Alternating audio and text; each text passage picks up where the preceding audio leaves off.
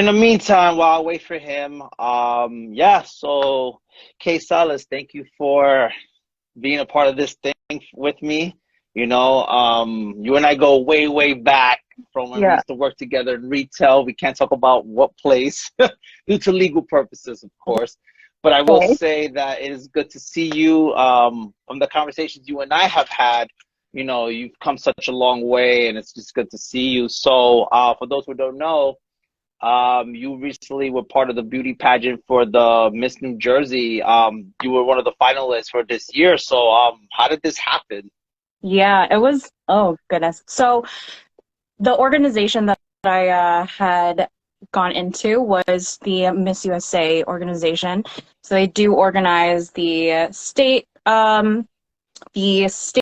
pageants, which is what I was a part of. And then I was, so for those who like don't know about the pageant world, so there's a lot of different Miss New Jerseys, I guess, because there's different organizations. So that's what I was Okay. part of the Miss USA.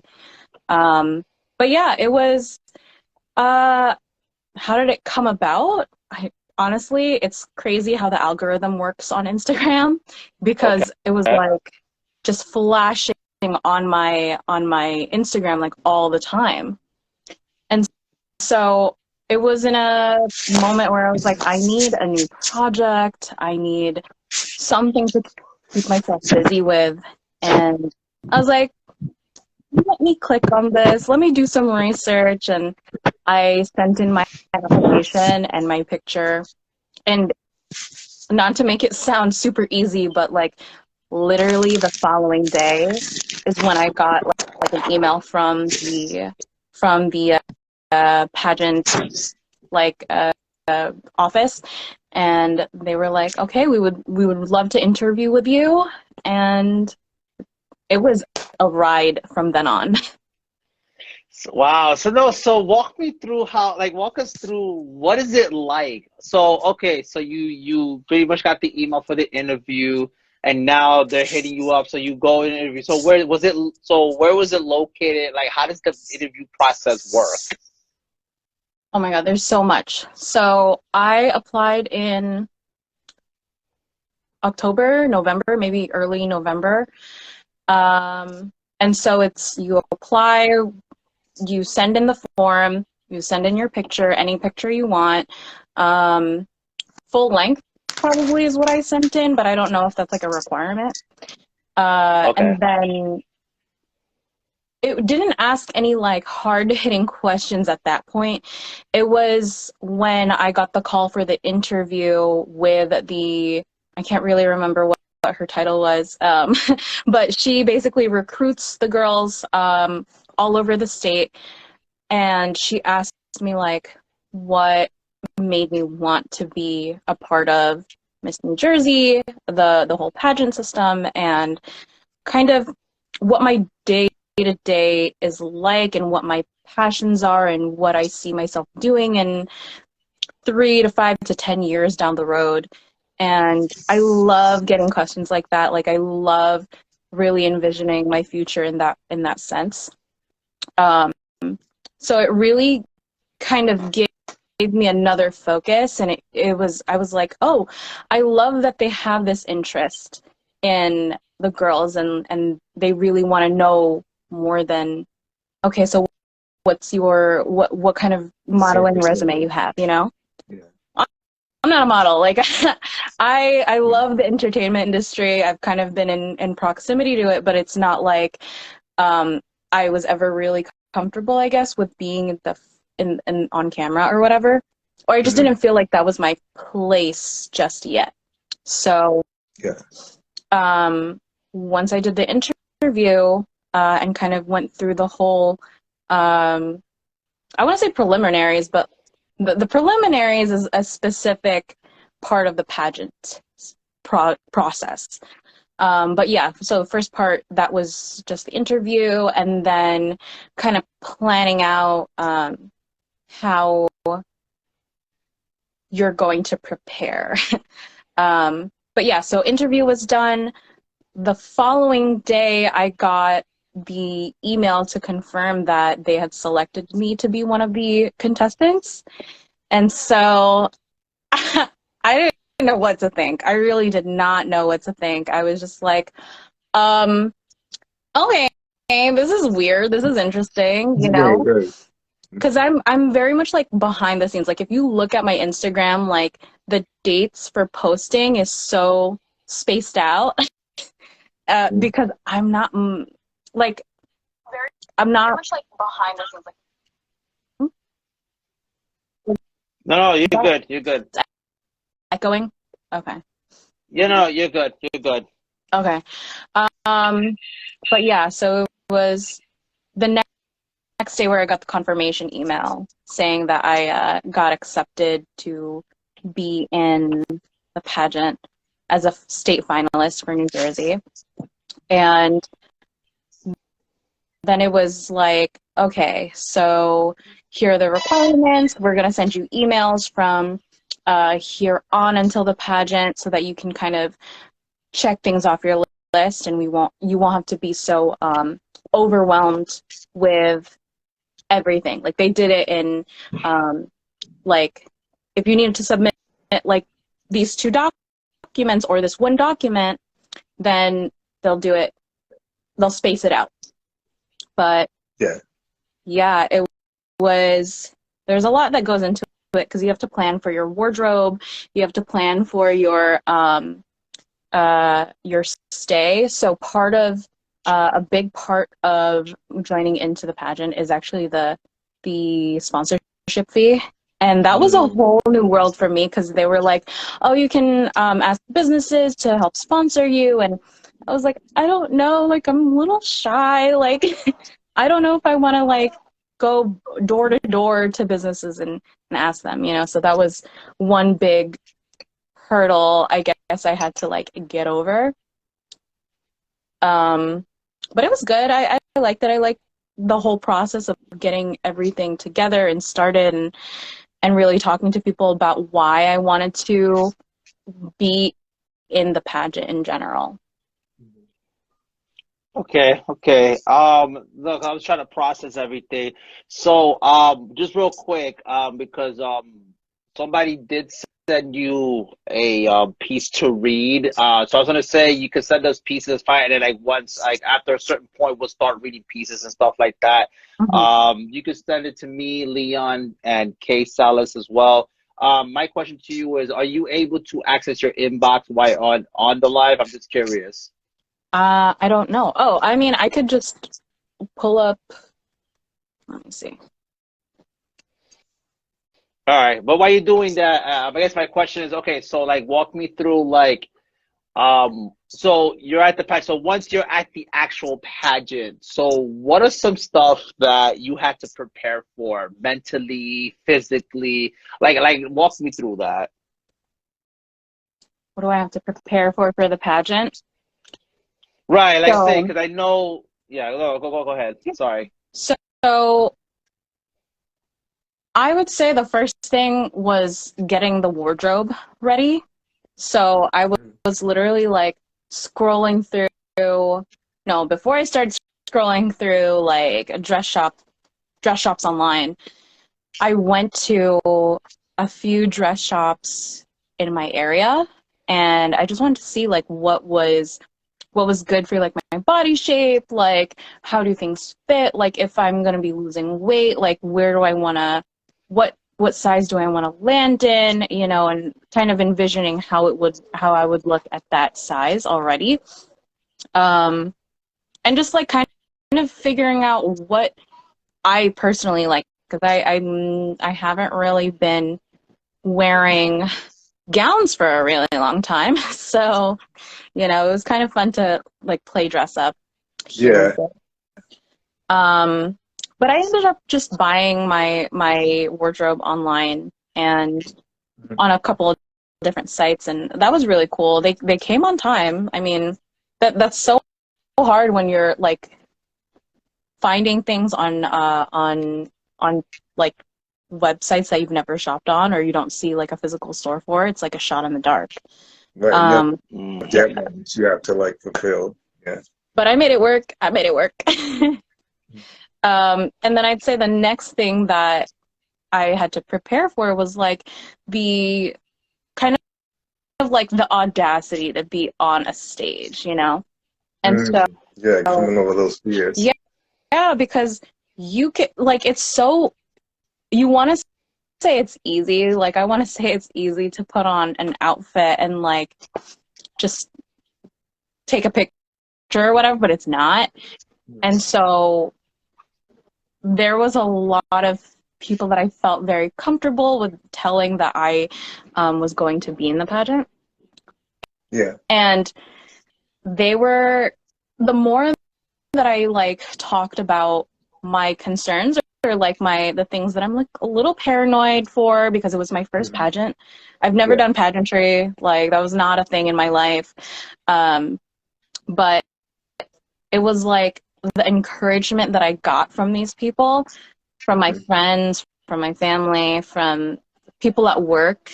It was insanely encouraging and empowering, really. Yeah. I feel like the people that I work with were really a big driving force for me to gain that confidence to get on stage. Because I work in the fashion industry, and so I work with a lot of really big creatives and people who were models, and sometimes do things outside of work that coincide with the entertainment industry. But that's what made it easier for me to kind of ask them, how should I walk? How should I move my arms? Like, do I look like it's natural, because it's so hard to do something brand new and not look like you're lost. Exactly. So, like, you're a professional. I was gonna add to that because, and, I respect you for going through the process of what it takes, because I think from the outside looking in, unfortunately, some people are like, oh, pageantry is easy. All you gotta do is just put on a dress, look beautiful, and walk. But there's so much that goes into it behind the scenes, and more behind the scenes than what you actually see front face. And I'm glad you have brought up all these things. And if I can interject my own self, when I was from the ages of 13 to 17, I wanted to get into modeling myself. And yeah, going to, I would have to go through these different interviews, not interviews, but these big lines, even to this place called Barbizon and everything. Yeah, they're big. I feel like everyone has like a contract. Everyone, like a lot of the models that I've met, like they're assigned onto them. Yeah, Barbizon. And I remember going to Barbizon and everything, and they were like, oh yeah, we've had Ashton Kutcher, Jessica Biel, and they were just going name dropping like all the people and clients they've worked with. But then when they told me the process and the money you have to put in, the time you have to put in, like, oh, you have to spend like 8 weeks doing this. We'll personally hire you a dietitian, and you have to work out and do this and that. And then after like a certain amount of weeks, we'll either fly you out to New York or fly you out to LA, and then you can do that. And like there was such a process, and it was just something when I really found out like everything you had to do, the hours you had to spend, and the time. I couldn't. I was just not like I had the time to go to a studio and practice my walk. Like I know that a lot of girls, they do that, because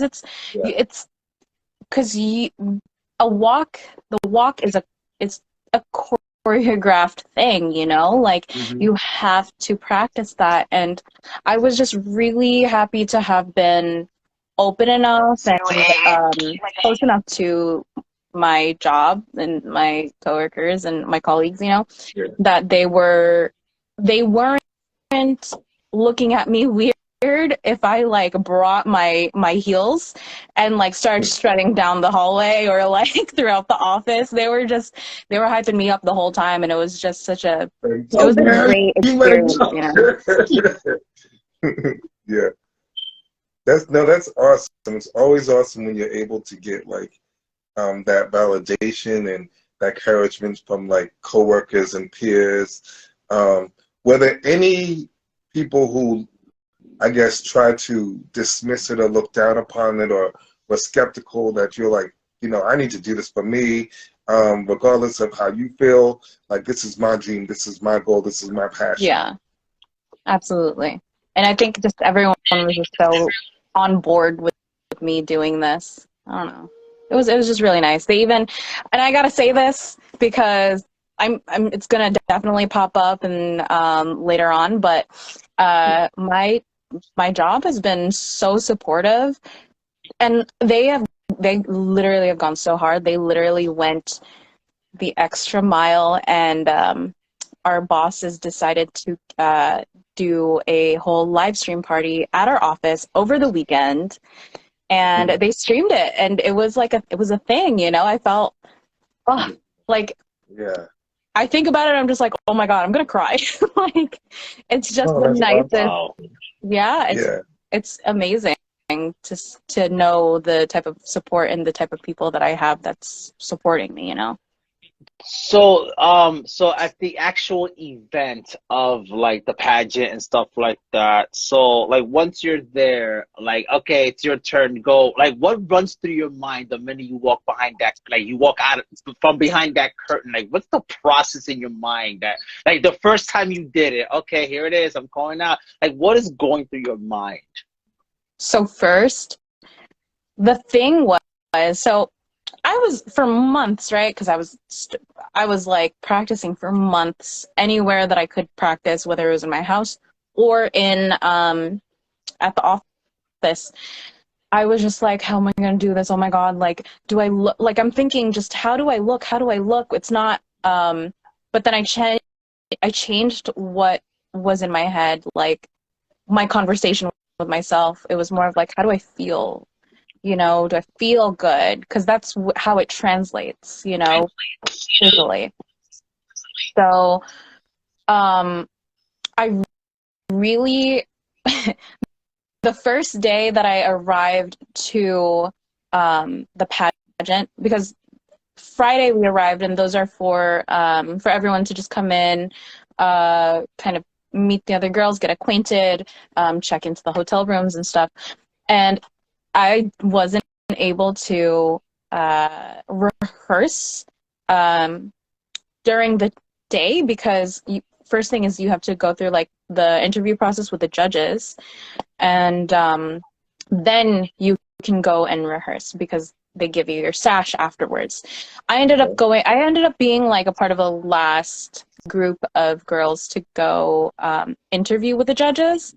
And so by the time that was kind of like in my head, or by the time I was done with that and I was ready to go rehearse, I was already like, yo, I don't want to be sitting here anymore. I don't want to have to wait. Like, I just want to be on stage. Like, I'm here for a reason, I'm really like driven and like, if I have like everything I do is just for a reason, for the passion of it. And like, I practiced for so many months. I was like, I'm ready to be on that stage.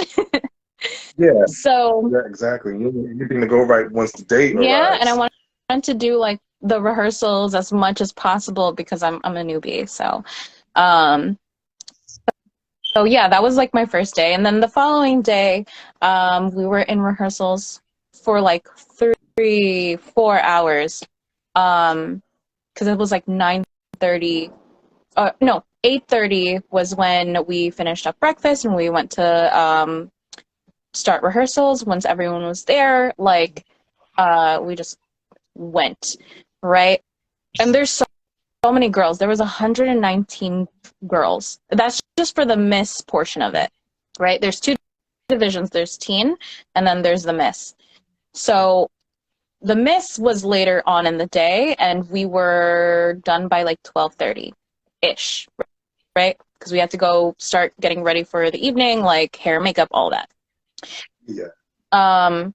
So by the time I was maybe in hair, getting my hair done, I had gotten like bunch of text messages, a bunch of videos from my friends, and it was just all words of encouragement.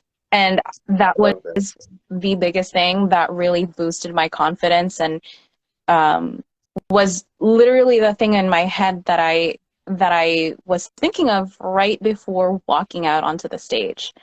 Because I had one coworker. He sent me a video with a friend of mine, and his demeanor just all the time is just very calming. Like, he has this quote that will always stick with me: borrow your confidence from your future self. And wow, that has always stuck with me since I've met with him and trained with him. So to see that video, just to see his face and feel the energy and the emotion that he was conveying in the video of encouragement, like, it meant so much to me that when I saw the line moving to go on stage for the introduction, I was like, I'm going to do Ricky right. Like, he is the epitome of fierceness to me, and I need to, like, really represent him well, you know, as well as represent everyone that has been supporting me well. No, that is, yeah. Oh no, go ahead. No, go ahead, Andy. No. You go ahead. You go ahead. I was just agreeing with you, but go ahead. I was just saying that once again, the fact that you had an amazing support team to back you on your journey is incredible. And of course, I can only think and imagine when that happened. You're like, you know what? I got this. Yeah. It was like a switch turned on, you know? It completely different. It was like, I'm on stage. Like, I don't think I've ever done that before, but it definitely was a key moment as a growing experience. Yeah. Okay. And so talk to us about that switch. Like, what is that switch like to you? Because I know, like, you're on one side of the spectrum of okay, this is about to be real, and then the minute you walked out that stage, you said like a switch just turned on. Like, what is that switch to you? Like, how did it feel like? If I don't know if that makes sense what I'm asking as far as the switch. Like, it's something about that switch that just turns on like that. Yeah, because it's like entering a new level, right? So, before I continue, I wanted to let you know that yes, I can read the poems. Whenever you decide to. Cool. Okay, cool. Yeah. So, what was that switch? It was just the knowing that I was already taken care of. Like, the way that I looked was already taken care of by the team, which was the D'Amelio Cosmetics team. They have a really great, like, group of hairstylists and makeup artists on their team, and I was like, I know that I'm gonna, like, look good. I've shown my closest friends my wardrobe, and I've practiced at work and with my roommates, to be honest. Like, they've told me, like, my walk is good, like, I look like I know what I'm doing, and I was just like, let me hold that in. Like, I accepted. You just have to accept it, right? Like, you just have to say yes, and then your emotions have to follow. You have to allow your emotions to follow that, you know? So it was like, okay, I have confidence in what other people are going to see. Now it's for me to actually feel that. Yes, to put it into action. So that walk on the stage, when you finally had your moment, when the spotlight is on and there's the judges and then there's, like, the people, and of course there's, like, the other women. So that walk me through that. Was did you feel when you were walking on that stage and, you know, the lights and everything and the judges, was it an adrenaline rush for you, or was it more like, I look like I'm doing good, but oh, No. God help me? I don't know about everybody else, but definitely for me, it was like, because we were in rehearsals for like maybe 3 or 4 hours. Mhm. There was so much mental preparation already, because I was already there, you know, but to go out on the stage, it's like just knowing where the marks are. That's all I was thinking, you know. I was like, okay, I know I look good. Everything's like, everything that I practice for is really like, it's here. It's here. Now all I need to focus on is literally walking to one mark. If it's the mark that I need to spin at, I will spin. So it was just like a dance, figuring out which part of the choreography I need to hit. So Nothing else really mattered. So by the time you got to that point, it was almost like second nature. I guess you could say that, because it's like you like everything's already repeated in your head. It's just like, now it's like you just go, you know. It's like learning to ride a bike, or getting back to riding a bike if you haven't ridden one in a long time, you know. It's just Right. No, I get. So, earlier you had said, right, you were talking about, you know, when you were first going to the interview, and then now you're at the place where they do the auditions. I mean, not the audition, but you do the rehearsals and stuff. You said that there was things that you had to think about in that process, right? You were talking about, okay, what am I going to wear? How much weight I'm going to lose, and all this other stuff. Did you have, because I know I've heard these horror stories about sometimes, like with modeling. I know what you were doing was slightly different than what the modeling aspect of it. I know somehow they're similar in some way, but did you ever had to wonder in that way, where it's like, okay, if I have to lose this much weight, if how much of it, if any, and if was that even a fact that you had to worry about, and did it, because I know sometimes mentally, sometimes when it comes to weight, I know sometimes people, like mental health wise, it messes people up sometimes. Like, did you ever had to experience anything like that, or did you ever had to go through that? If that makes sense. I know what I'm trying to say. I don't know if the like question's coming out right, but wise, like how was my, are you talking about like health wise? Just overall in general, however the diet experience, basically. Yes. Yeah. Mm-hmm. Gotcha. Okay. Yes. So I've like fluctuated my weight like my whole life, but more so I've been on the bigger side. Like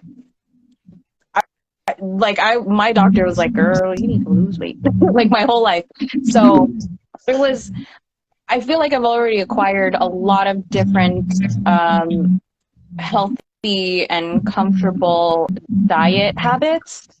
So when it came to January, I was like, all right, like literally November, December, I was like, let me just enjoy my time right now, but also remember all of the like different like dietary plans that I've come across. Let me try some recipes here and there, but I don't want to restrict myself. Then January came along, and after New Year's, literally New Year's Day, I was like, okay, I am gonna do a whole reset. And I guess you could say the first day was literally just me drinking a lot of liquids and mentally preparing myself to change my diet. But then also not feel like I'm restricting myself in any way. It was just the first maybe couple of weeks where I was like very strict on my sticking with liquids, a lot of water. I'm a big coffee drinker, but I've always really loved having just black coffee. And so I was just really obsessed with what's good for my body and still nutritious, but what is it? It's like you have to go for the high calories, and a lot of the times for a high calorie food, it's smaller portions. So I was like, okay, let me get a game plan for myself, basically.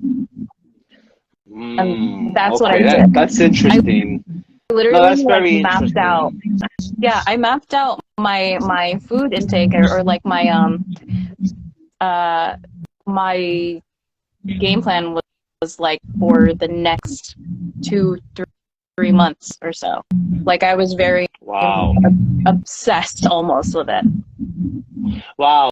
So I was gonna ask also, Leon, I know, because I know you do fitness too on your end, outside of poetry, and I know you Gladden and along with other people.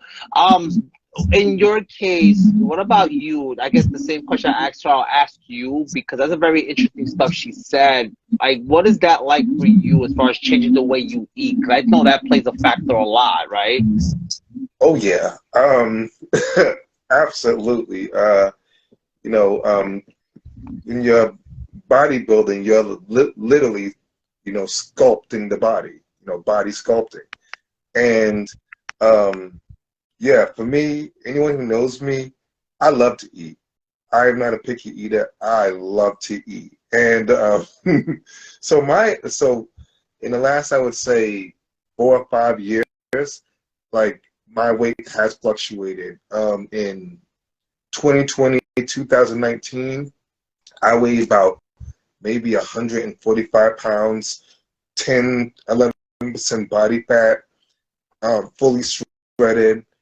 And now I'm personally in this bulk mode, but now I'm trying to be in the middle where I'm not so much bulky, but it's a balance. And so I have a friend. I have a friend. He's a fitness trainer named John Ostager, and I mean he's dedicated. He has a full 6-pack, abs and everything, and he's pretty much my unofficial fitness trainer, pretty much, because I'm not paying him because we're best friends. But he's like, Leon, he's like, remember, like, if you really want that body, you gotta change up your eating habits. Like, you can work out all day if you want to, you can do this if you want to, but if you're not, you know, if you're not disciplining yourself on what you eat when you work out and after you work out, because you have to do both. You have to.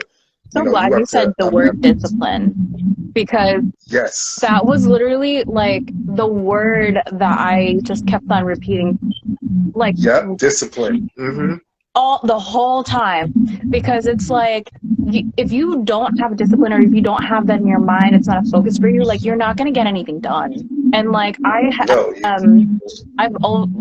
when I was younger, I guess I would want to start so many things and I wouldn't finish them. So I got to a point where I was like, no, I can't do that. Like, I need to, like, not just make the plan, but also be proactive in it. And it starts with being disciplined, you know. And even at one point I was like, let me write discipline in, like, write it down and then write a word associated with it. You did it like an acronym. There you go. Yeah, because when you yourself are putting the words to it, it's because it resonates with you. Exactly. Like when you see it more on page or on a computer, what have you, it's in your face now instead of just in your mind where you're like, yeah, I'm gonna do this, and then we often can procrastinate and then make excuses. But then when we actually see it, whether we have to put on a whiteboard or whatever, however we need to see it in front of our face, like, no, I must do this. I must do this.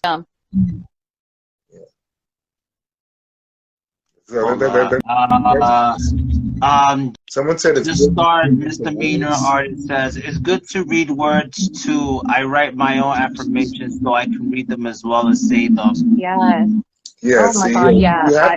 I feel like more people need to put in, like, if you're trying to do a project or you have a goal in mind specifically, like, affirmations are going to be such a help to you and your boldness and your drive, really. Mm-hmm. All right, awesome. I absolutely agree with that. Especially because there's a lot of people, they have goals, they have dreams, but then, you know, we can also be our worst enemy. We can also be our worst enemy and backtrack. But if we are constantly like just hammering it home to reaffirm, and just write positive things, even if you have to look in the mirror and say those things to ourselves. Words have power. Words truly have power. You know, just like this Bible verse is one of my favorite Bible verses. Life and death are in the power of the tongue. So if you're speaking positivity, yes, positivity is going to come to you. If you're speaking negative on yourself, then yeah, that's going to play out in, you know, your lifestyle. Wow. Yeah, that's true. That's insane too, because we beat ourselves up so much that it gets to that point that we'll start believing the lies in our mind and in our heart and in our gut too. Like we'll start believing these things, you know, and like we don't know what the truth is anymore. So it's true. It's true what you're saying, you know. Yes. Hold on. What else? Words are powerful. How we speak to ourselves is usually not as kind as we speak to others. Very true. Very true words. Very true words. And you know what? That's the thing. Like, I feel like that's such a. I don't know if the pageant is really what set that off for me, because I do agree with the way that you speak to yourself it impacts how you move through life, right? Yeah. And so I don't know if it really was the pageant that made that. No, it wasn't the pageant. It definitely, the past couple of years have been a really big change for me, or just a healing period in my life. This past year has been a lot of progress, but before that was more of like a healing journey. So like my main reason for joining the pageant was honestly like doing it for my parents and honoring them, because they've already both passed from pancreatic cancer. And so with that, like I lost my mom, like I lost my dad when I was 9, and that was 10 years old. And it was about 8-9 months that he was sick. And then it was my mom, who ended up being like a single mom, and unexpectedly, because pancreatic cancer is rare, it kind of took me by storm when I was 20. Well, I was like 19, 20 years old, and she got diagnosed with pancreatic cancer. But she had 3 years, almost 3 years, in her diagnosis. And so before she had passed. And so I think after that, maybe 2018 is when she passed. I feel like up until 2020 or maybe 2021, that's where I felt like that was my, I would say like my lost years, to be honest. And when I figured out when I figured out or realized that I was not the same person that I was before she had passed, that's when I was like, okay, what am I going to do to change that? So I did a lot of different like affirmations. I had one set of affirmations that I would say in the beginning of the day, and then after, like before I'd go to sleep. I had affirmations that were like, maybe not affirmations, but like a routine where I'd like write things down on a calendar, like a literal calendar, and like I'd flip through it every day or every month. But I would write down all the things, blessings basically, each day, like at least 3. You know, that was my goal, and that really changed my way of thinking as the year had progressed. To finally, like this past year, I like got like a new job. Like I literally, today literally my anniversary of leaving like an old job that I was just not satisfied with. So yeah. And I feel like when I did that, I feel like everything kind of just blossomed for me because I had put in that effort, you know? But yeah, like I just, after my mom passed, it was more of me wanting to do things for the passion of it. Like I don't want to do anything in my life where I don't feel right in it, you know?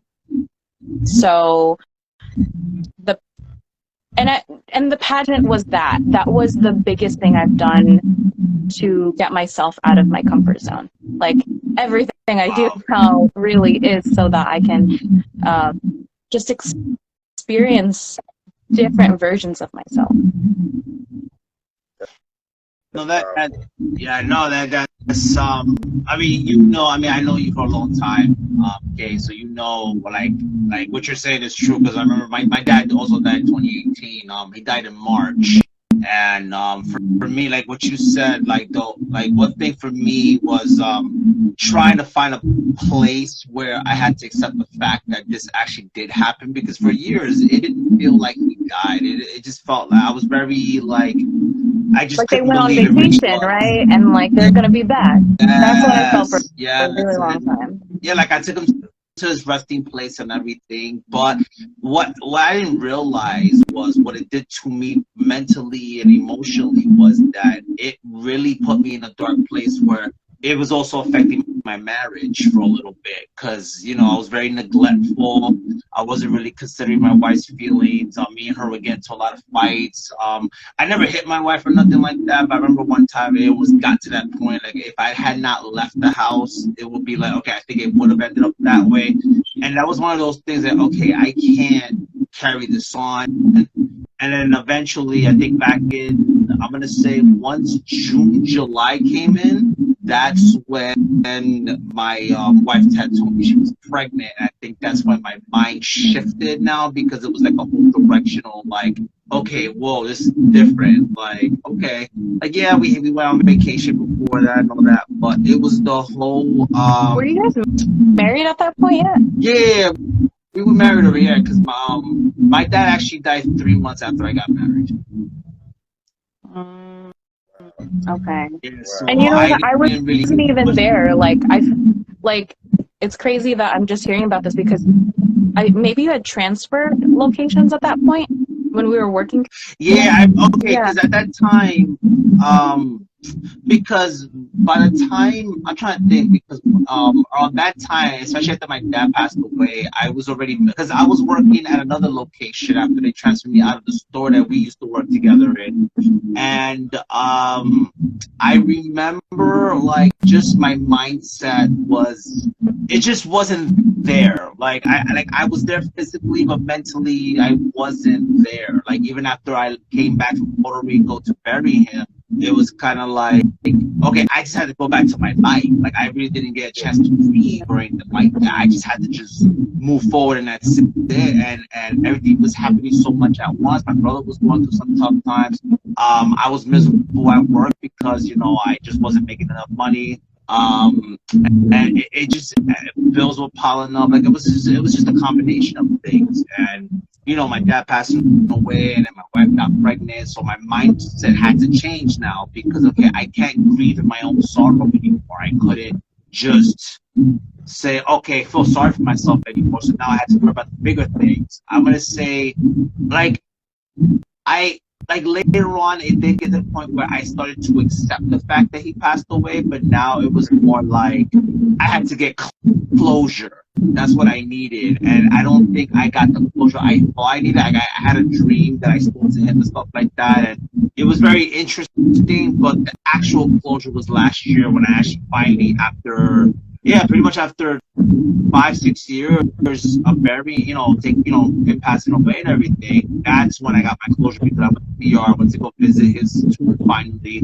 and it was a closure because I'm like, I didn't cry, I didn't get mad, I didn't do anything, and it was just like, oh wow, like it's crazy how your body and your mind processes grief. grief too. Like it really, it's true. Like it's different for everybody. And like you sometimes like that, like you question yourself for not crying or like being emotional, like insanely emotional, you know, especially if you already are like an emotional person. Like I'm sensitive, you know, but Exactly. it's like when you're grieving someone who was so close to you from and they've passed, like it's like it's hard because other people also see it and you don't want to admit it, that like a part of you has also like gone. But I think the more you really think about how encouraging and loving they would be in your life at the present moment with the situations you're going through, I feel like it really helps. It feels good because that, I mean, that's the part where people are always like, they're with you always, you know. You have to put effort into your healing, and it's hard to do, but I'm glad you got to go and see his grave and everything.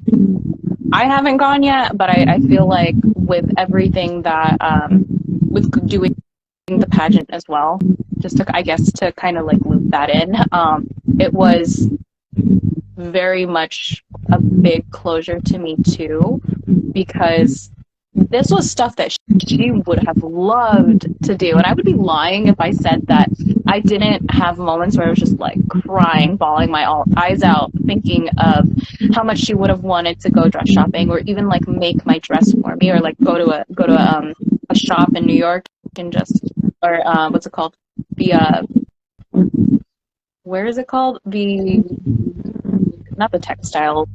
Anyways, but she would have loved the whole process, you know. And I feel like the more I did it, I kind of got this bonding feeling with her at the same time.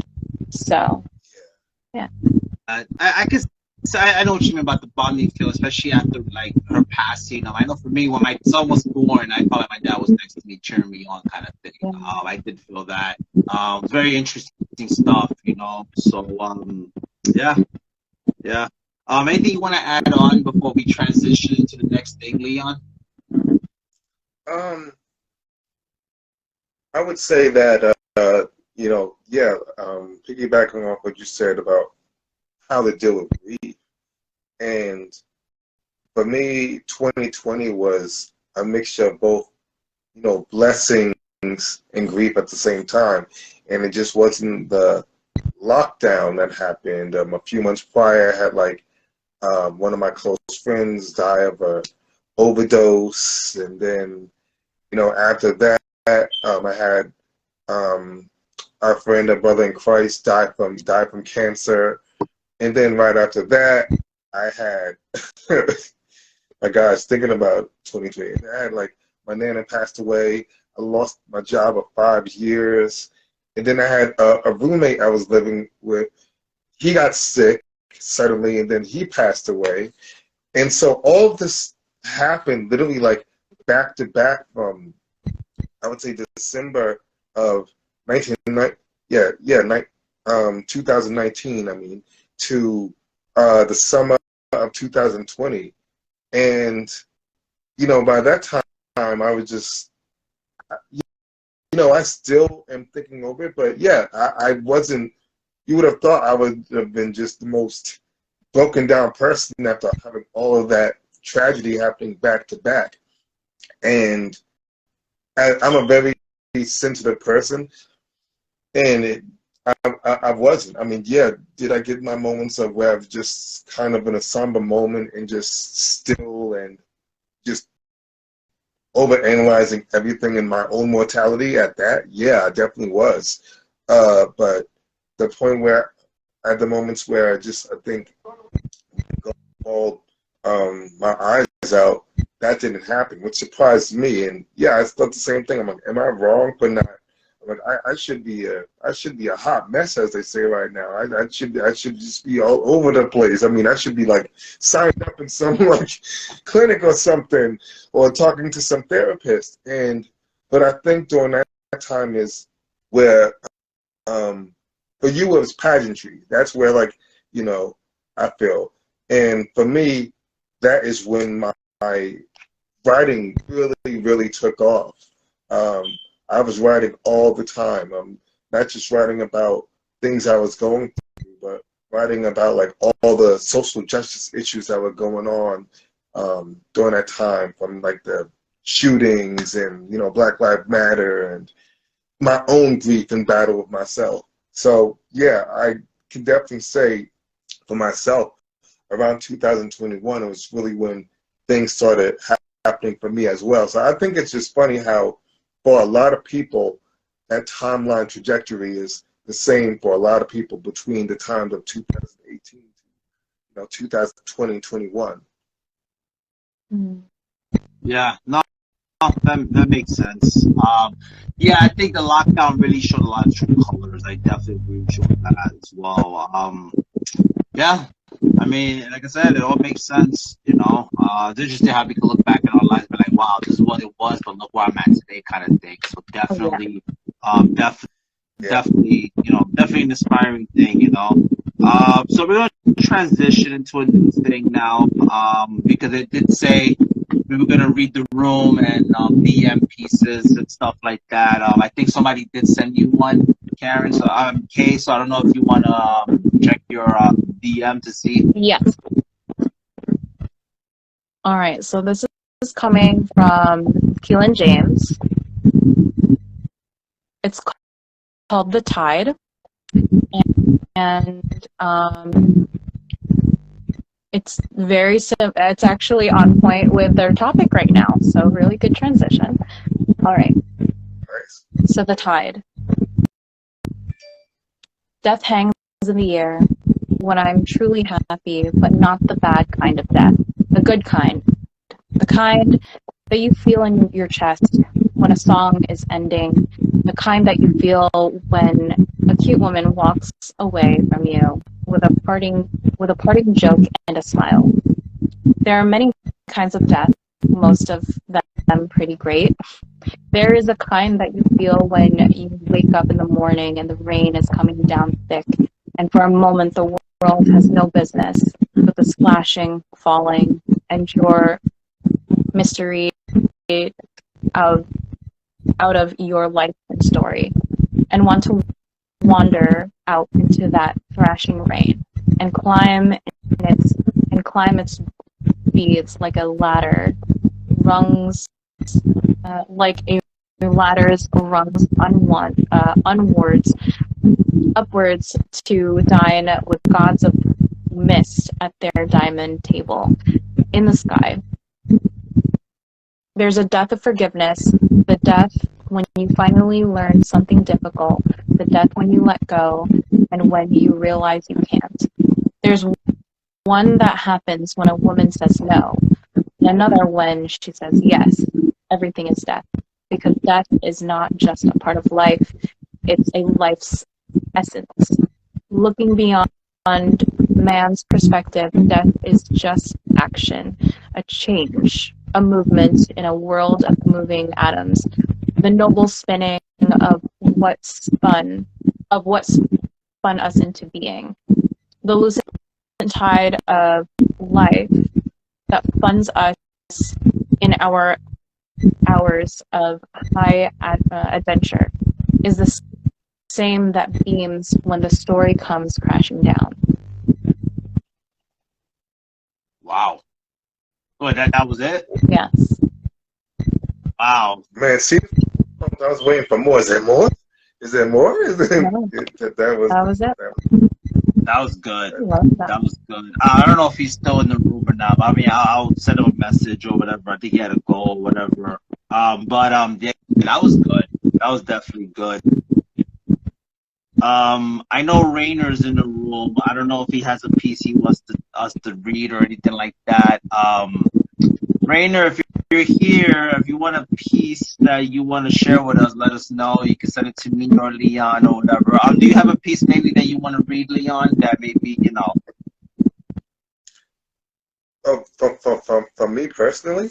Yeah, or whatever. I don't know, because no one sent me anything, and yeah, sure. I can do that. Well, while you're looking for your piece, I do want to make a quick announcement. So, a while back, I had announced that there was a book coming out called Beautiful Poetry by Silent Spark Press, and one of my pieces was actually featured in this book.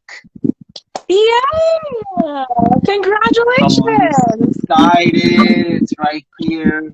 I'm excited. So this was an accomplishment for me. So I'm actually, so I guess while you're looking for a piece, I'm gonna read the piece. So it's actually posted on my Instagram too. And this was, I felt like I needed to put this piece up like as my first piece, and it's a poem I wrote about my father years ago, and it's called From Your Youngest Son. So it's basically like a letter to him kind of thing. So I'm gonna read it while you're looking for your thing. This is how it goes. So it's called From Your Youngest Son. Going through your Facebook page, looking at your old posts, memories, laughter, and outings I will always remember. The reality of your absence, the thought of it, I'm in disbelief. It was God's plan. You got that big glory we were always talking about. Your last days weren't easy. The powerful move of God spoke to me like Jesus when he spoke in parables. The signs of relief, the suffering no longer in progress. The procedure, the surgery, the battle was won. I am jealous of you. You get to eat at the Lord's table. You get to dance with your mother. You get to play baseball and perform for our Lord. I will see you soon. My greatest inspiration, my champion, my hero, my father. Forever will love your youngest son. And this piece you can find in this book, this compilation book I am a part of, and you can actually get it on silentsparkpress.com. And yeah, if you want to submit a piece, they'll submit a piece in their subscription services and even their physical book. And this was an accomplishment for me, so I'm happy that I was able to be a part of this compilation. This is my first ever publication, so I'm so proud of you. Do you Thank remember when you. we were working together and like I would have like books with me? Like a lot of, well, most of the books actually that I read are poetry books. And like I remember having like, I don't know which one it was, and it was like a compilation book. And you were like, oh, that looks interesting. Can I read it? And now it just feels so full circle. The fact that like, we used to do that. Now I'm on your podcast where it's all centered about poetry, and now you are published. I'm so proud of you. Thank you. So this was an accomplishment for me. So I'm so happy that I got to be a part of this compilation book. I think it's like what, $20 for the book. So yeah, I'm excited. I'm very proud of that. Stephanie Carroll, welcome in. Sarah Stephanie _Carroll _5. Again, this was exciting. I am working on my own actual book. It's not gonna come out anytime soon, but I am working on one. I have certain people in the community that is helping me out with like the structure and stuff like that. So I'm excited once I get more amazing. details. I can't wait. Yes, thank you. Once I get more details of what the thing's gonna be, then I'll give more details. Because right now I'm still doing the beginning drafts of it. Mm. I love it. That you're going to do amazing. You're going to do amazing. Thank you. Appreciate you, man. So right now I'm in my Gmail because that's usually where I send a lot of my poetry. But you know what though? I want to actually read my newest poem. I literally just wrote this poem. I wrote it yesterday, and it's called The Presence of Love. Oh, how I cherish the beauty your love brings, like a garden of flowers in full bloom during a warm spring. You amaze me as the stars array like diamonds across the galaxies. You are fire that brings warmth to the skin. I feel you. I sense you. Your radiant glow shines ever so brightly. I'm held in your affection that holds me ever so tightly. I'm feeling caught up in this boundless energy, bathed in absolute serenity. I feel you. I sense you. Just like a sweet melody that brings joy to the ears, peace abounds whenever you are near. as gentle waves touching bare feet on the sand, the tingles you give me, sensations intense and beyond grand. As the waves of bliss cover me, or as soft wind across my face, join a summer breeze, this passion that brings about such adoration, so fulfilling to my being, it's absolutely amazing. When I point of you, I can't get enough. For you have overtaken me, and I'm captured in the presence of your love. Wow. I love That's dope. that. I love that. Yeah. What are your thoughts? Oh, and somebody's requesting to come in, Rainer, so I'm gonna let him come in since it's just him at the moment, so I'm gonna allow him to come in. Okay, yeah. Yeah, I might as well make it more interactive and fun and stuff like that. But in the meantime, what are your thoughts, Kay? I love that. I'm Hey, a lot of the morning, folks. How are you? it was Nice to just meet you beautiful. again. It was just beautiful. It's so, because when you're in the emotion, when you're in like or in love with somebody, like you just let the emotions flow out of you and like you just react. But then an outlet like this is just, it really gives it such, I mean, it's poetry, like, you know, like it's just sweet, it's beautiful, and like, I don't know who it was about, but like, it's just, I don't know, I'd appreciate that being written to me. Thank you. That makes you feel good. So, Rainer, how are you, man? How you been? Yeah, good. It's Sunday morning for me here in my part of the world. Okay. Oh, wow. Yeah, it's sort of like 10 o'clock in the morning for me. So, yeah. Oh, wow. Good morning. Morning and good evening to you in your part of the world. Yeah. Yeah. So, so do you have a piece you want to read to us? Yeah, look, it was a really interesting conversation before about the loss of parents and loss of loved ones, and I write a fair bit about that. I lost my father when I was 12, and it was on the 21st of December, so it took me many years to even be able to enjoy a Christmas. And funnily, through him going, my mother she was a young woman at that time, just barely 40, and she remained a widow for 44 years before she passed away. And in that time, her commitment to love, she never even went out for a coffee with another guy. So in his passing, I was only a 12-year-old kid when I lost my father, and we were very close.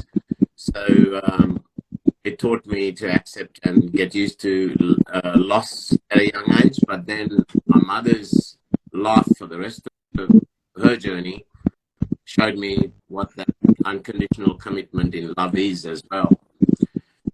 So last year, the 21st of December was a significant milestone, quite a few decades since my father passed. And I wrote this piece that I'll read now, and it's called An Ode to a Father. I've written many pieces for him. They're always close, I always feel his presence near. But this one was just to commemorate that significant milestone. So it's called An Ode to a Father. Many decades now long past since you left the earthly shores where I still dwell. It left a great void within me. I was just a mere boy, a boy who now walks tall in grown-up shoes. Still, all that you are flows through my veins. I learned to walk in life, slowly finding my way. I always feel your presence near, from far above. You stand beside me during troubled waters. Rejoice with me at each success, be it big or small. Whatever may come to be, I feel you right next to me. Your strong convictions inherent in me. I swim against the tides. No mountain is too tall. Your stance for justice isn't in my blood. I fight against all wrongs. When I falter in doubt, with signposts, you light my way. When I learn to give up, my passions you deftly awake. In the still of night, as my body lies in slumber, we touch through astral stairways in divine wonder. The river of life still flows as he lived through my eyes. I bore this world a son. Through him, our legacy will live. Soon we will meet again. Time lives only on my side. Wow. Wow. That was good. What are your thoughts on that? I'm gonna go with Kay first. What's your thoughts on that? Because I think that definitely speaks in volumes. I definitely relate to that. For sure. Yeah. Actually, It was like, sorry. I don't know that, well, I can't say the exact words that you had just said, but there was a part in there where you mentioned, like being at, like, I guess, having an event in your life and them not being there. It's that kind of hit me hard because it's like going through different life landmarks for yourself and your parent not being there or your loved one not being there. It definitely, you will absolutely have a moment in your life or have a moment in there where you're just like, man, I wish I knew what you were going to say or what you were going to do, and but it's always going to be something that you have, it's going to be something that you have to accept when they've passed, but you can't let it affect you so much because you have to enjoy the moment the way that they would want you to enjoy it. Yeah. Wow. Yeah. Wow. And I think, Wow. I think if you, I was gonna say to add on to what you said, my oldest mother died December 30th from 1995, and I was still young. I was like 9, 10 years old, but I remember the transition, vibe that happened in my house the day she passed away, the funeral and everything. I remember that. Remember that my dad became very angry. He was very quiet. He was very to himself, very hurt. And, me, my brother, my sister, just being a family of pretty much of 5, because it's me, my brother, my sister, my mom, and my dad, and just not really understanding what was going on, and my dad being angry. And every year, for a long time, the year that the anniversary of her death, my dad used to listen to her little music, because he had her little boleros and stuff, and he used to get depressed, get drunk, and my mom used to be all like, "Oh, what are you doing?" But as a kid, me not really understanding grief like that, and me dealing with my mental health stuff, because my mind doesn't really process emotion like that in a way that it's like that I could understand. Like, I always understand after the fact. I never understand it at the moment of, or I never really like if someone's getting upset, like I don't really understand why they get upset. Like I'll start realizing stuff later. That's just how my mind is, and me not understanding that, and I think that's part of like the grief process too, I guess, because I know when my father passed away, it almost got to a point where like I almost saw myself become like that, and I'm glad I was able to navigate my mind in a way that I don't get to that point. And I think what definitely helped with that was knowing that my wife was pregnant and my son was going to be born. And I think that's what really helped me a lot personally, because if it had not been for my son being born, I don't know what it would have been, because my father died 2018, my son was born 2019. So it goes back to what I was saying before. I really didn't have a chance to like grieve like that, and it was just so many things that I had to just accept, and I think that's what's hard too, when you don't have a chance to grieve, because it's okay to have a moment, but not stay in the moment, because it's always good to have the moment, but when you stay there, and I was proud of my father, he stood there for a long time, so years and years and years staying there, and it was me. I'm gonna say the last 5 or I'm gonna say his last 7 years, 8 years that he was around, I think that's when he slowly started to stop doing those things. And like, he never celebrated Christmas or New Year's. Like New Year's Eve, he would go to sleep at midnight. Like, I'm going to sleep. Like, whatever. He just couldn't cope with just celebration. That just wasn't his vocabulary. And he's like that till he passed away, you know. But it's interesting though to think how sometimes something, especially like a parent, it can take you to that place, you know. I don't know. I mean, that's your first support system, you know. Like, it's especially whether or not you have a great relationship with your parents. Like, their death is always going to. It'll bother you, you know, because my mom was adopted, so she didn't know if her mom passed, her biological mother passed, or her biological parents had passed, but like, I knew, like, just the fact of not knowing those things was a player in how she lived her life, you know. Okay. Yeah. But in your actual life, in your actual experience, I guess from your perspective, have you ever had moments where, like, and I guess like we'll go around, I guess, like, have you ever had a moment where when you didn't know stuff about your mom or whatever the case is, did it ever bother you of the not knowing? Like, let's say if you asked her a question and she gave you like a half-assed answer because she really didn't want to do it. Like, did that ever bother you at times? I know for me, I used to get angry because I'm like, I would ask my dad questions that he never wanted to answer them, or instead of just saying I don't know, he would tell me mind my business or whatever. Or like, don't why you thinking like that? And I think it has to do with generational stuff too, because he came from a time that, you know, you gotta shush. You're not supposed to talk about your personal stuff. Like, keep it to yourself. So, like, in your experience, like how did that work out for you? I mean, how did you view all that in your eyes? My relationship with my mom was very playful. So it was like, I don't know, we were just very playful when it came to certain things. I like asking her questions, and we used to like have a lot of moments where we would just have full-on just conversations about anything, you know, just pick a topic. It was almost like a debate. Like, we would just go banter back and forth, and those are the most fun.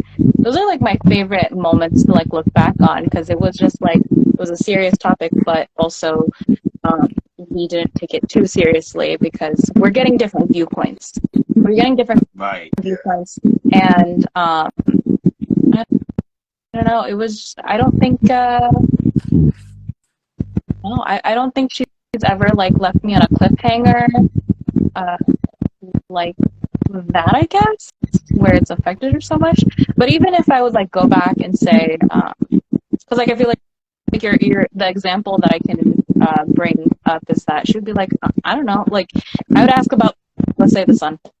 She's like, I am not a scientist and I am not a teacher, but maybe you might know a teacher you could ask. And like, I don't know, it just always made me more proactive in the things that I wanted to do and what I wanted to know. And so like, I don't know, I feel like that in itself, if she didn't have the answer, I'd go find it somewhere. So okay. Am I Okay, what about you? Answering the question? No, yeah, that's fine. It's no right or wrong answer. What about you, Rainer? How does that speak to you? I was very fortunate. Both my mother and father were very open. They never concealed anything from us. We were able to. The relationship we shared was, we were more like friends more than parent and child. Especially, certainly, we had that respect for fathers and inspecting the police. So when he sort of said, if the boys, like my sibling brother or my sister was always quite well behaved, if we were getting offline, all he'll do is look at us and just go, enough, and we stopped. Never had to raise a hand to us physically to punish them. We had that respect. And when mum and dad would laugh and joke like friends, we'd go to a rugby game or a football game, we were like friends. But when they said, draw the line, that was enough. That's all we had to do. So we had the respect. Right. And in the same way, I brought up my own son that way. And when I leave this world, if there's nothing else I'll leave to this world, is his beautiful soul. We're friends. We were flatmates after I split up in my marriage. We were flatmates. And then we were father and son. So I'm blessed with that as well. The other thing I might say is, in discussing loss, and, you know, all writers within this room here, never underestimate the power of your words. When I posted that piece in December that I just read, the number of people around the globe that reached out who also lost their husbands with one or two young boys similar age to what I was, and they were in turmoil. It is in the recent sort of last year or two, and what it did was my words gave them incentive to know that there's hope for their boys, although they lost their father at a young age. So never underestimate the power of your words, you know. I think, and I always believe now, I know you've got a young child who's just turned 4. So my advice as a parent is, don't look at them as your children, but look upon them as your friends. Especially in this day and age where there's a lot of peer pressure with social media, with drugs, this and that. As I always said to my son and my 2 stepkids who were 2.5 and 4 when we got together, the chances of you doing something in life that I haven't is very slim. But if you come to me and speak in honesty, I can help you deal with that. But if you lie to me and I go and bail up somebody against the wall innocently, then that's wrong. Right? Come to me with the truth. Doesn't matter what however hard you mess up, come to me. I've grown up in the streets. I know what I can and can't do and how to deal with life situations. I've lived through racism, lived through all kinds of shit. So come up, be honest with me, and I'll help you deal with it. And we keep those doors open. And more so now, for like, as the generations, we get more and more permissive and more temptations and more accessibility to drugs, everything like this, the racism still goes on. So I think keeping those open channels is very important. If you've got time, if you'd like to, I'll read a piece from my second book I put out recently called Father's Wish, which sort of shows how I view my relationship to my son, if I may. No, all right. Don't. We'd love to hear it. Yeah, go ahead. Go for it. Okay, so there's the image that goes with it. All right. Oh, wow. You drew that? Or? No, I got a illustrator from Indonesia that I used his. And the way I adopted his, I never told him what to draw. I wanted him to read my poems and portray artistically what emotions were stirred within him. This is called A Father's Wish. I have chills already with that explanation. Already got me like, yeah. I will fly you high upon my shoulders, reach as far as my heavenly wings can fly, to place you upon the highest mountain that is within my reach. When I am no longer of flesh and blood, imprint your footsteps on a path of your own. From the mountain I place you upon as the foundation, launch your young life to fly as high as you can. Do not strive to be as me.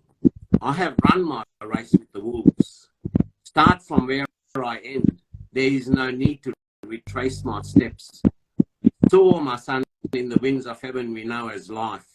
From where I cease to be, find your way through life's maze. Discover paths I never travelled. Your journey is for you to own. Falter not in fear of doubt, for my strength I have instilled within you. When I am no longer of the flesh, I will ever be your guiding light. In times when you falter, you will hear my gentle voice. Feel my hands upon you as I stand you back on solid ground. Know in all your heart, my son, that you will never walk alone. Wow. This one. wow. Wow. That's beautiful. Yeah, that absolutely amazing.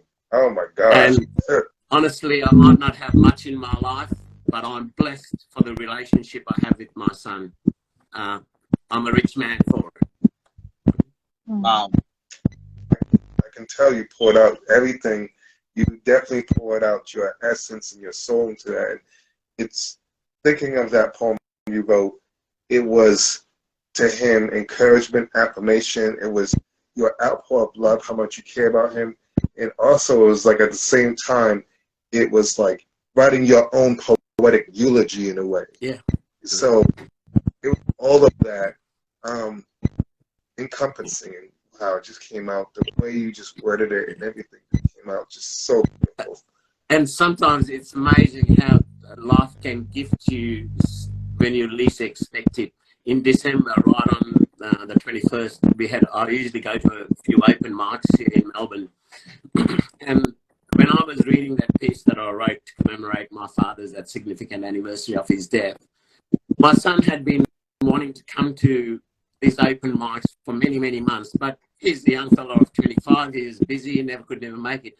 Of all days, he made it to that open mic when I read that piece for my father, and I read this piece. So the energy and the love, I could see his heart filled with pride and with tears.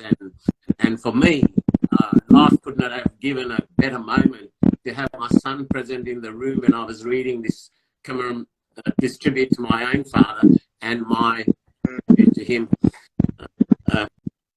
I thank the gods for these small mercies, you know. Yeah. Yeah, a real moment. Yeah, for sure. that's a beautiful moment when you can like hear how your parents perceive you, but then also like the positive takeaways you've taken from your parents and then also your relationship with your children, which when you're in the moment, you know, you're living your life, you don't feel that, you don't understand the immense appreciation you have for them being there. So I'm so glad that you can have that outlet and like a stage really, and he was there to really support you and hear you. Yeah. Even last night, you know, I hadn't seen him for a couple of weeks because he's got his own place and so forth. But he rang me up and we just hung out together on Saturday night, father and son in town, you know. I mean, I'm blessed for that, right? That's beautiful. Yeah. Amen. Amen. So, Raina, thank you for joining us in this. Thanks for having me, I my friend. appreciate you, man. Yeah, no doubt, man. Enjoy the rest of your day. And, all right. Nice to meet you all. Nice Thank to you again for meet you. See you guys. All right. So I did get a DM from Lloyd. Hold on. Okay, I'm like tired. I'm so sorry, but I did get. Wait, did you get? Did anyone else get any DMs? I'm just curious. I'm looking. I haven't got anything yet. Okay, I did get one from Lushwood _beauty_creation. This is a freestyle by Diamond. So that's what it's. Okay, so I'm gonna read it. All right. Again, you're more of a freestyle dude, so I don't know nothing about freestyle. Thank you for sending me this. So okay. We don't go ham, so I speak vegan. If you know what I mean, it's the haters getting in my way. Ham is hiding like a motherfucker. As I break it down, my haters are high and moody because of fucking hindsight. But honestly, vegans have a unique, vibrate way of energy into form of gratitude. Vegan is my enemy, namesake.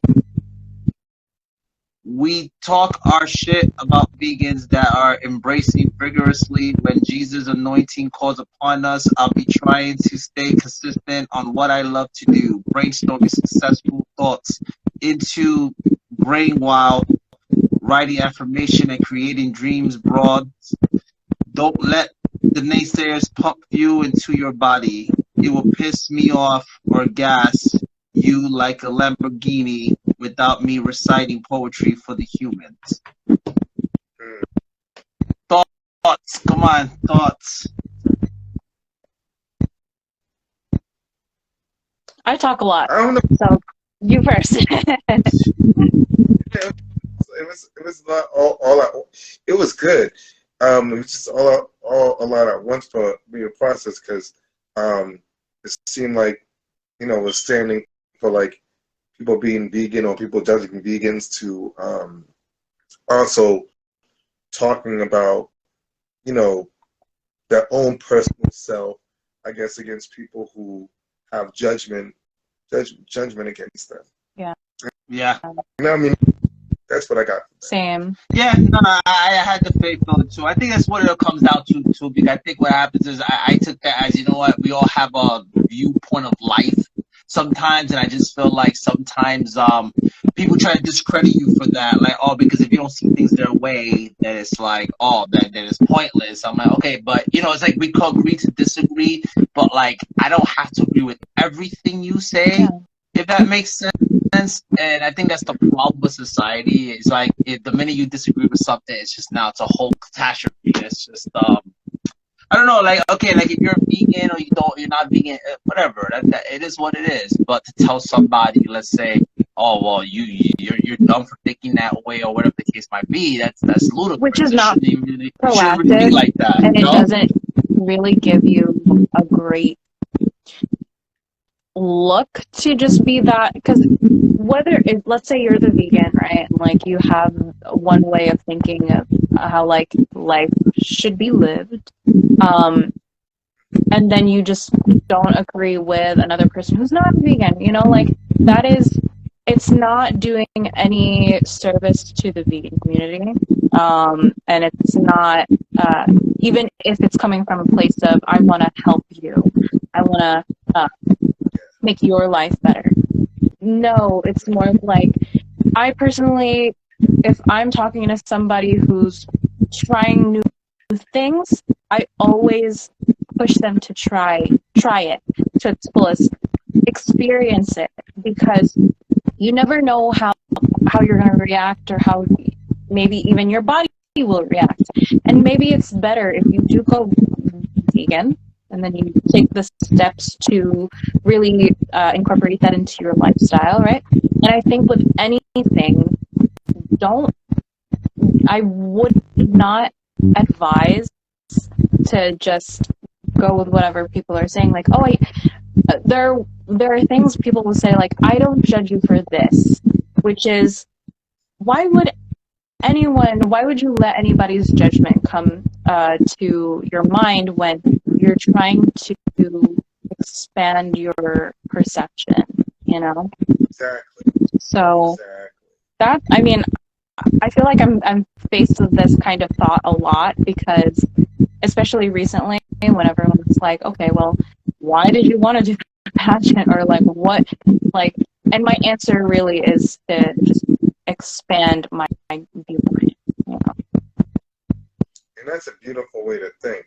That means that you're open-minded, and that means that you're trying your best in your perception to be understanding, and try to be as unbiased as possible.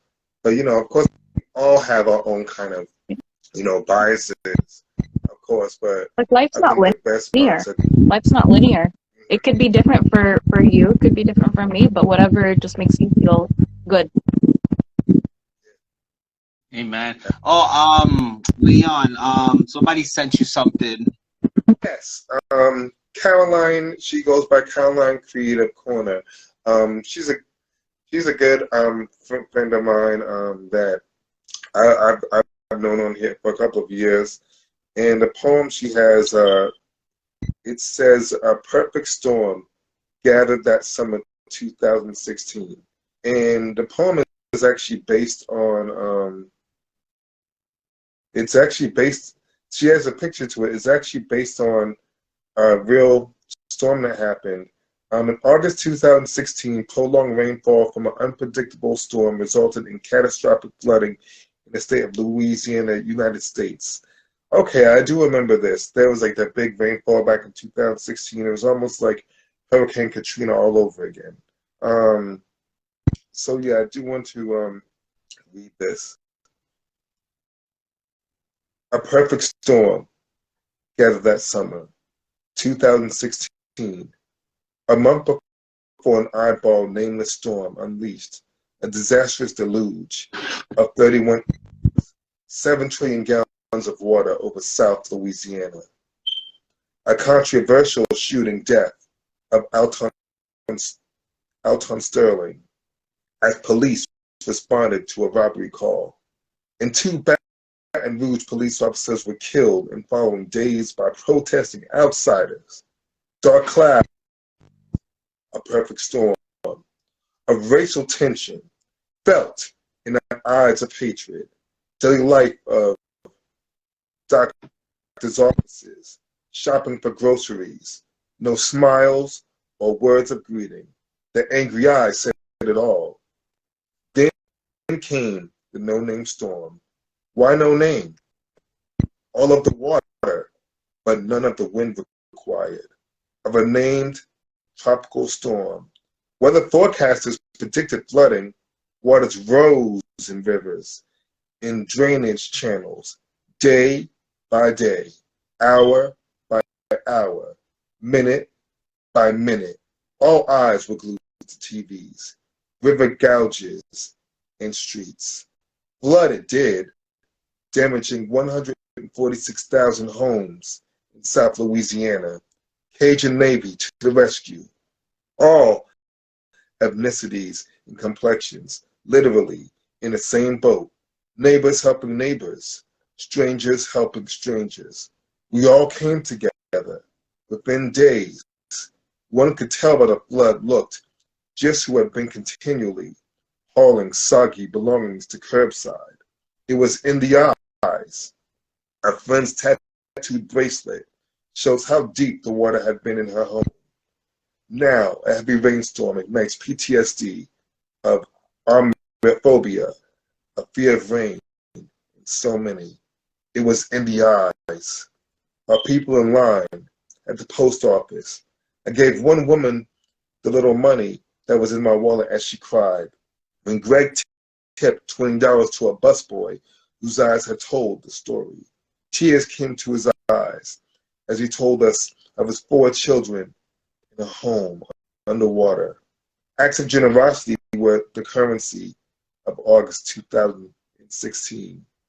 I thank God has sent that awful storm to teach us what really matters. What really matters. Wow. Wow. Caroline, I don't know on here, but That was wow. really compelling. Yeah. Yeah. I want to know, Caroline, because it seems this poem is so personal. So, were you in Louisiana when this happened, or were you living in Louisiana? Because this poem just sounds so personal, and just the way you were telling us different stories of the different people from all backgrounds who had like lost somebody or something in this storm, and the fact that you brought it back to days before it happened, the perfect storm of the shooting of Alton Sterling as well, which I remember that was a whole big thing in the media during that time. So yeah, this was truly powerful. Wow. Anyone else had any commentary? Yeah, you know what's funny? Now, if I could put it in a different perspective of that, I look at it as like this is our life. Put it that way. Like, especially, you and me, we're men of God, so this is how our storms feel like when we're going through spiritual warfare or we're going through a tough time, and it feels like that. Like, it feels like everything was all over the place. It feels like a storm in that way, that what was once positioned somewhere gets repositioned somewhere else. And then it's like, all of a sudden now the thing that I had positioned somewhere got lost in the shuffle, but now I can't find it. But I think the problem is in a store, like, there's a tornado or whatever. You know how sometimes in a tornado, it takes everything, just throws everything all over the place? I took that as like, I think what it was, the reason why it got removed from that position is because maybe it's not meant to be there. So what was meant for bad to what was meant for pretty much to destroy everything of you it's really meant for something good. But we just don't see it at the time the storm happens, but rather we see it later on. Like, oh, that's why that's not aligned with me anymore, because I have to get rid of that thing. But it sucks that you had to go through a tough time in order for you to learn the lesson, if that makes sense. I don't know. That's the way that's supposed to be. Hey, you were going to say something? I feel like with trauma and hardships like that, it's like going to the gym emotionally, like, but forcefully, you know, like you don't choose for this stuff to happen, but it's made to build your emotional muscles to the point of you being able to carry yourself in a better way and be able to like move through life in a with more strength, you know, because it does definitely you can let trauma affect you, but when you have also other people there to kind of like who are experiencing it with you, it almost is like it definitely is a support to you. And also like because she said something about how the storm took everything away, and then you could only see there are people that are also there without, you know, their lives also got like taken away by the storm too. So it's almost like you all experience that situation to better yourself. And like I said earlier, like depending on how you like there's no way you can figure out how you're gonna, sorry, I'm like rambling on and on, but basically like I was really thinking of how it really is like going to a gym and bulking up emotionally, really. Yeah, I definitely understand that analogy. I get it. Because, like, you know, when you are doing that, it's like it's testing you and going beyond what you thought your limits were. Like, how can I handle? Will I be able to handle this weight? Will I be able to handle this pressure? So I absolutely understand. So now this is good because it's open. Because we are still, you know, even though we're in the poetry portion of your live, this is good because now this opens up some questions. So, has there ever been a time in your life that it was like that for you? And did you ever have a time in that one storm or that one season in your life that you felt like, okay, I don't want to be in this situation anymore, whether this changes or I'm just done? Like, have you ever had a situation that in that way for you? Talking to you, Kay. Oh, okay. I mean, definitely my mom's death was the biggest storm so far, I would say. But I definitely, like, my grieving process and my coping process has always been like, okay, this is the craziness that my life is at the moment. What is going to make me, how can I grow from this? And sometimes it's what is going to distract me from this emotion? And for me, right off the bat, when I realized that, was like, I need to acquire more, like a new, not a habit, a new hobby.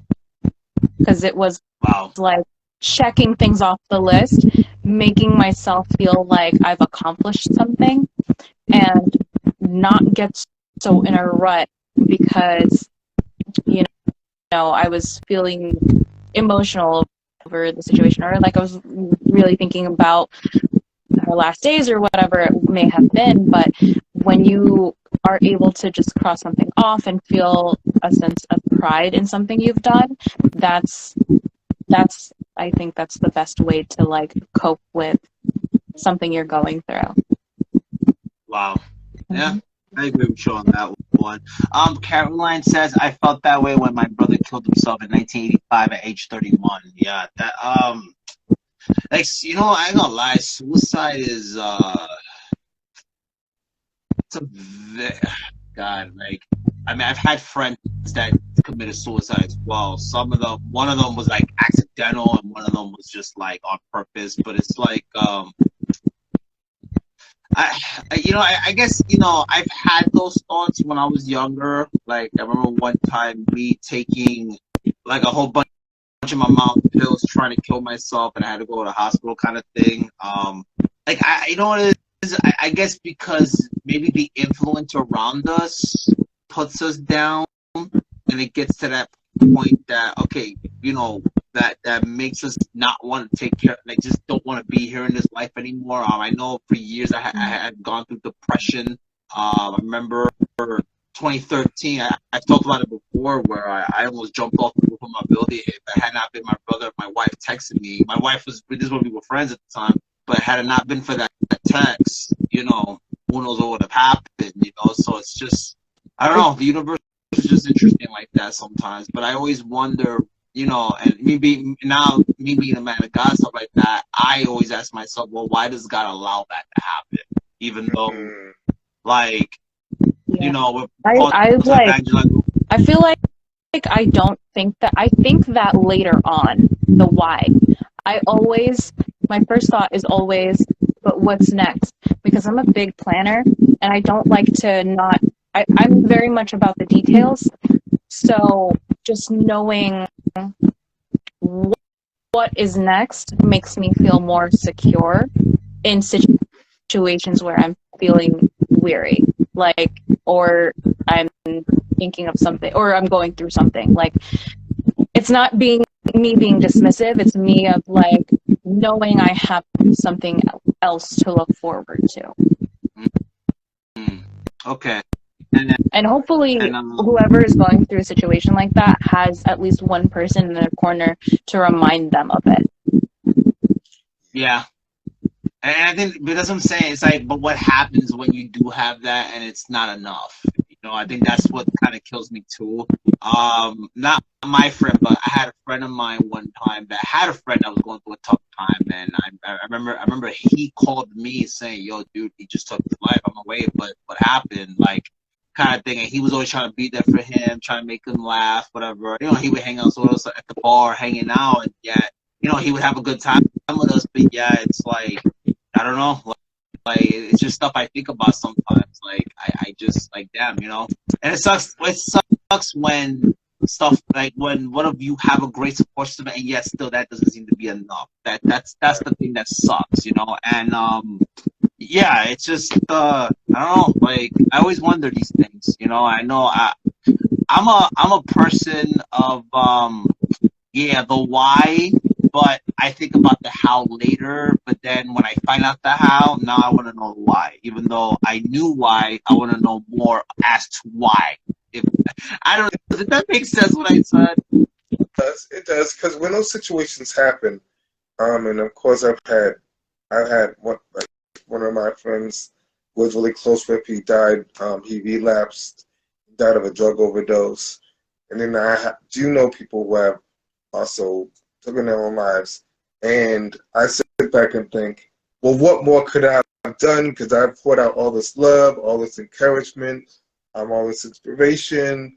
Or why didn't this person, if they were struggling, why couldn't they have just called me when they knew they could have just called me, when they knew they could have just texted me, when they knew they could have just let me know? I'm like, and I would have been there. Like, it shouldn't even have been a question.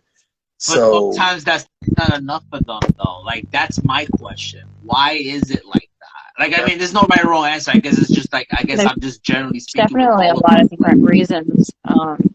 Like, I just can be, like, chemically, and there's so many, hopefully, like, I like how the generation now is being more proactive in how to treat and support you mentally, emotionally. Like, my job now, they're very vocal about that kind of thing. Like, we have the resources here, please use them if you need, but it really and I'm just like hoping that it just progresses even more from now on, that way it's not like you're holding it in and you have to do it all on your own. one thing I could appreciate about the now, like today, I was like 1993, no, in 2023, sorry. One thing I appreciate about this generation now, this last 10 years now, there's more awareness now than there's ever been maybe in the last 25 years. Yeah. And like I said earlier, and in 2020, you know, there was like all these different like, what is it, like digital or apps for therapists because staying home was emotional, you know. Yeah, like everyone was going through an emotional like and scared moment in their life. Like 2020 was so traumatizing for everyone.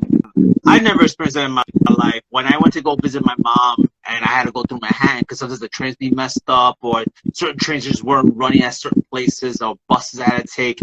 And because remember, when you and me used to work in Times Square, you know how crazy and crowded that was. Yeah. For me to go see my mom a few times, at that time, I had never seen Times Square so quiet, so empty, pretty much ghost town.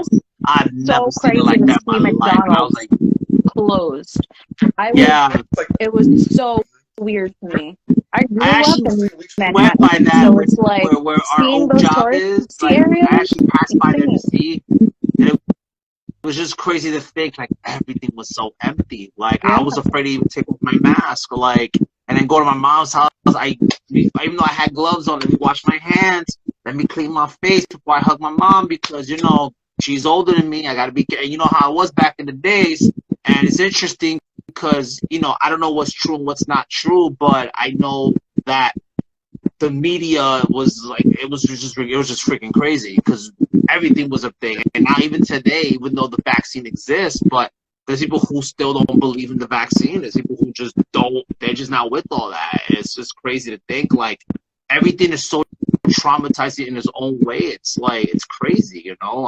It's like I said before, back then this wasn't even talked about. Like I came from a time where we weren't allowed to talk about these kind of things. I love the fact that we could talk about it today. I just hate the fact that people use it as an excuse to behave the way they behave sometimes. And sometimes they're just, oh no, it's a thing, but really it isn't a thing. I don't know if that came out right, but that's what it's down. I really agree with you.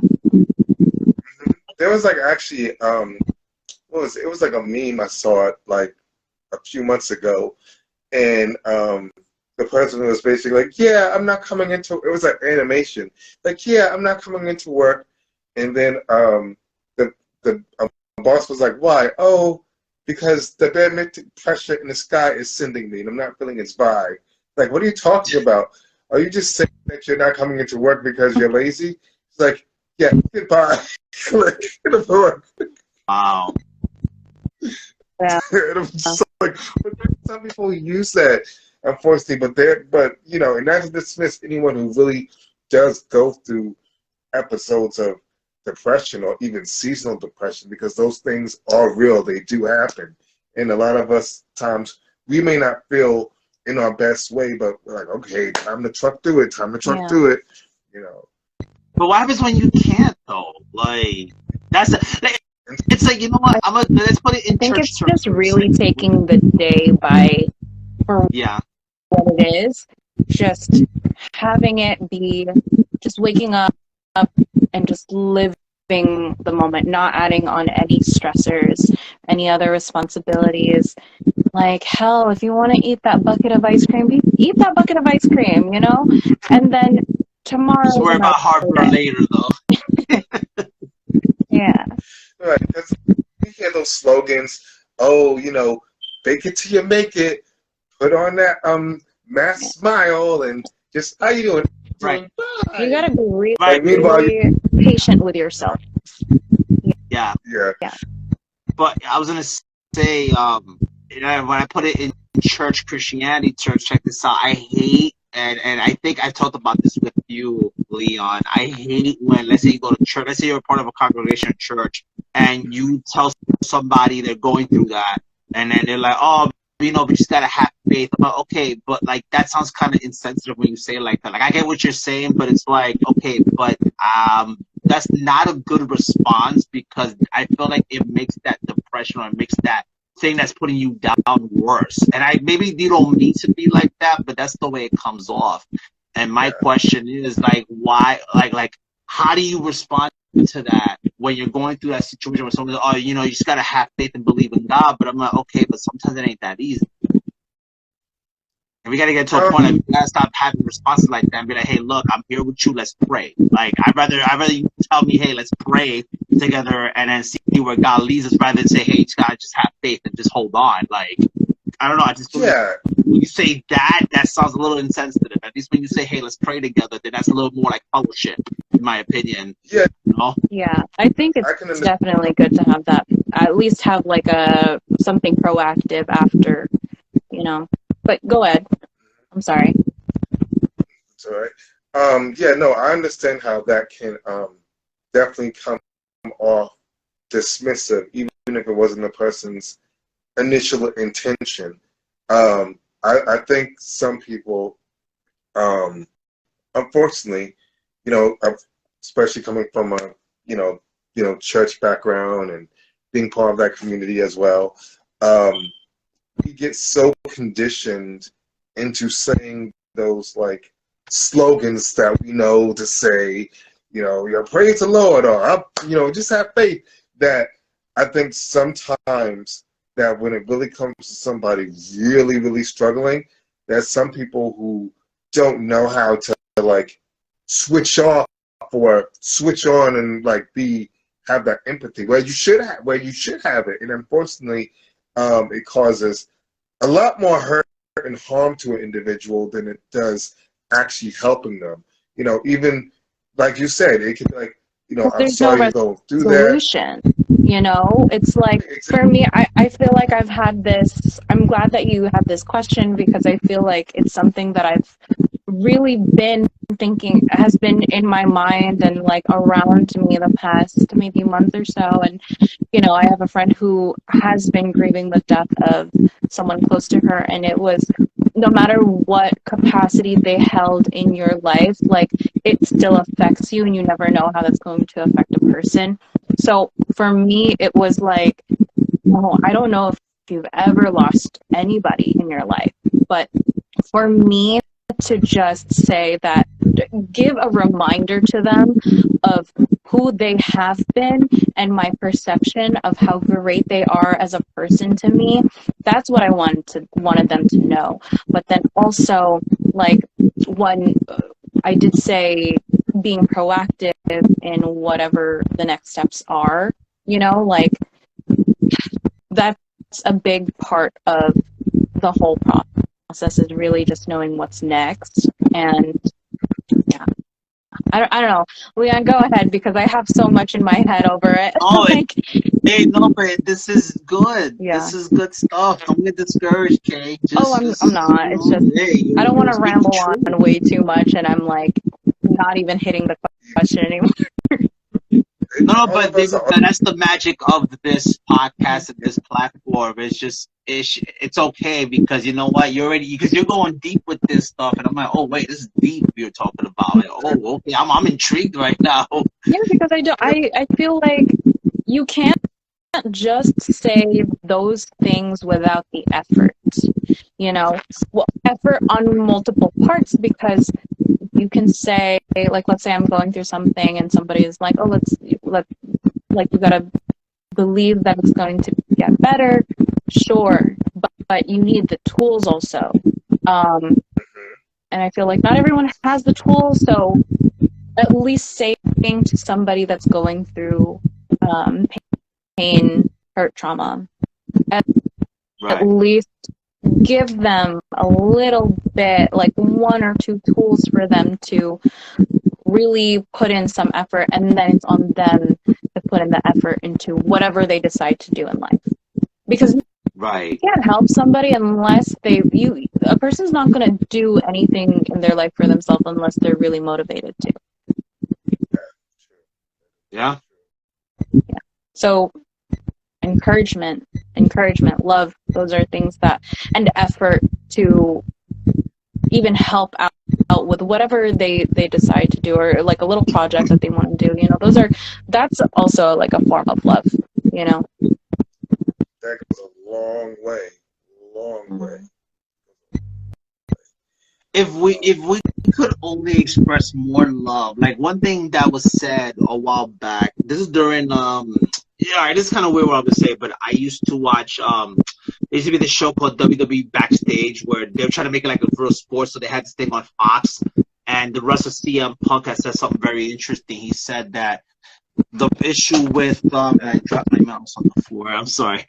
He said the issue with civilization, I think, is we need to get to a place where we need to try to understand where people are coming from, and what it all comes down to is, if we can just shut up more and listen more, and try to understand where the other person's coming from, maybe we can have a better conversation instead of just yelling and cursing at each other all the time.